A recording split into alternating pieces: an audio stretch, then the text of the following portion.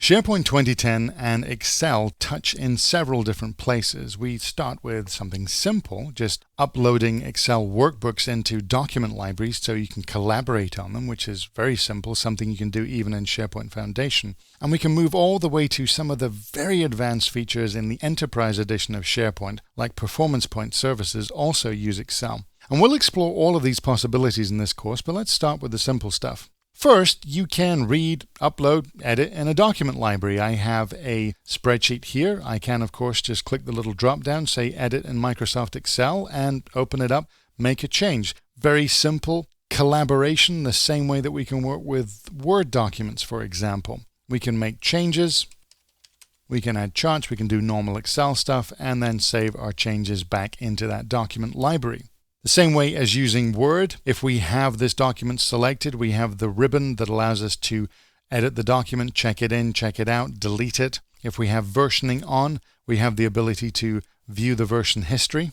And if your administrator has enabled it, you'll also have the ability from the drop-down menu here to either view this in the browser or edit it in the browser. This is using the Office web applications again, the web-based version of Word, Excel, PowerPoint, and OneNote.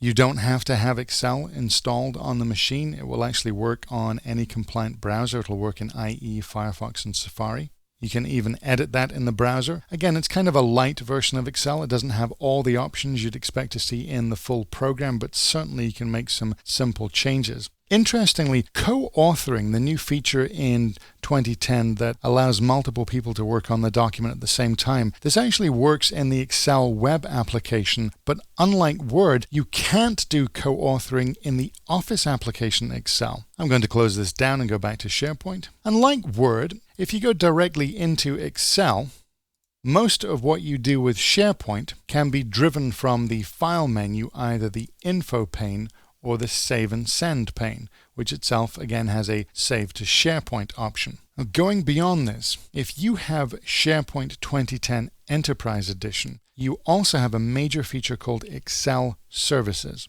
This is in addition to all the collaboration stuff you can already do in SharePoint. Excel Services allows you to take spreadsheets and use them as a source of content in other parts of SharePoint. It's not about collaboration. We can do that just fine with what we've already got. It's a publishing mechanism designed to allow you to show and share only certain parts of your data with certain people. And indeed, if I have an Excel document open and look at my Save and Send section, I have a button here called Publish Options, and that allows me to select which options, whether I want to publish the entire workbook or only certain sheets or even only certain items like charts in the workbook.